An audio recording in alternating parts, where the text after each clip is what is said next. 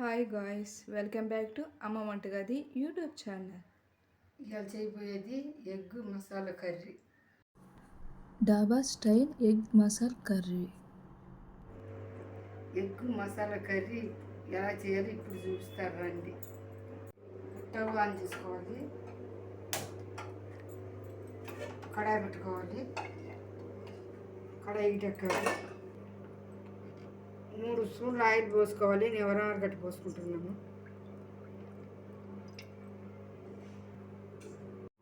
Oil ఎక్కింది,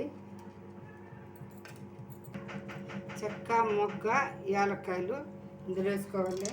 ఆయిల్లో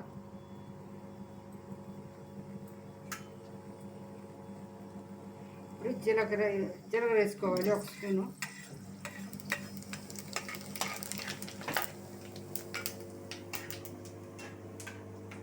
ఇప్పుడు ఎర్రగడ్డ 3 ఎర్రలు చిన్న ముక్కలు కట్ చేసుకుని ఇందులో వేసుకోవాలి.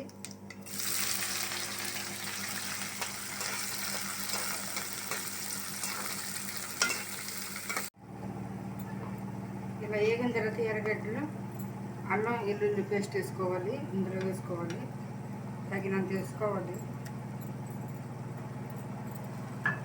కలిపెట్టుకోవాలి. పచ్చివాసన పోయేదాకా వేసుకోవాలి.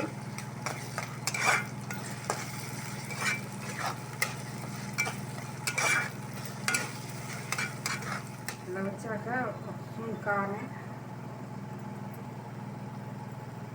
ధనియాల పౌడర్ 2 స్పూన్లు,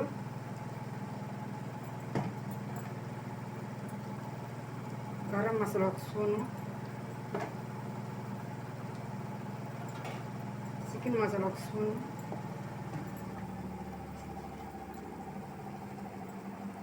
పసుపు 1/2 స్పూను,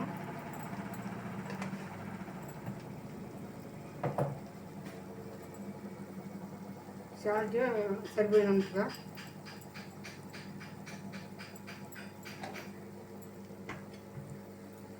ఇవన్నీ కలిపేసుకోవాలి, కలిపెట్టుకోవాలి.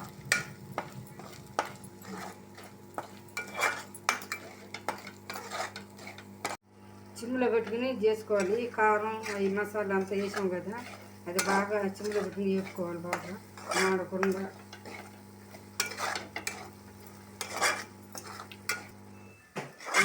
వేపుకోవాలి. 1 కప్పు టమాటో ప్యూరీ తీసుకున్నాము. మీకు ఎక్కువ గ్రేవీ కావాలంటే ఎక్కువ తీసుకోవచ్చు టమాటో ప్యూరీ. ఇందులో వేసుకోవాలి. సిమ్లో పెట్టుకొని కలుపుకోవాలి. ఇదంతా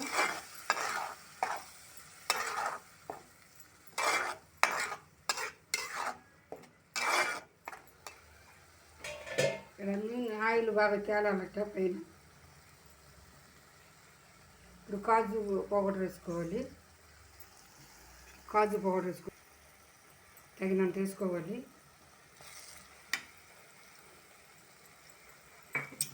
దాన్ని కలిపెట్టుకోవాలి.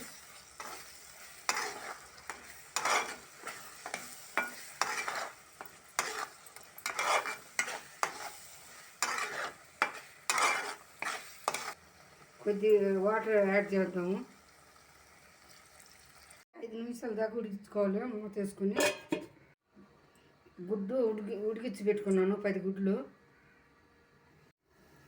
ఉప్పు పసుపు కారం అన్నీ గుడ్డుకి పట్టాలి. అందుకు ఓల్ చేసుకుంటున్నట్ట ఘాట్లు పెట్టుకుంటున్నాను. ఆయిల్ పోసుకోవాలి తగినంత.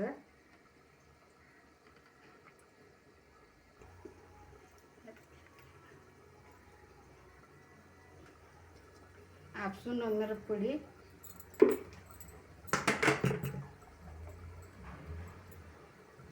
ధనియాలు 2 స్పూన్లు,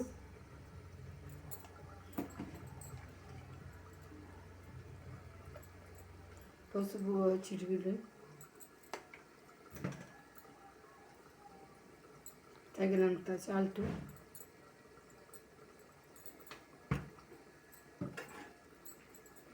అన్నీ తీసుకోవాలి.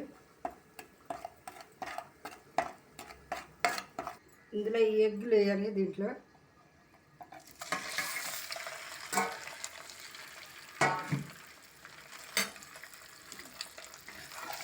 అన్నీ ఇలా కలిపి వేసుకోవాలి.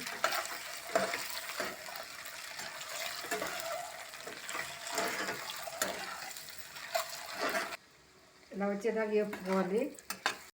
5 నిమిషాలు అయ్యింది. ఇప్పుడు వేపుకున్నాం ఎగ్గు అది ఇందులో వేసుకోవాలి, కలేసుకోవాలి.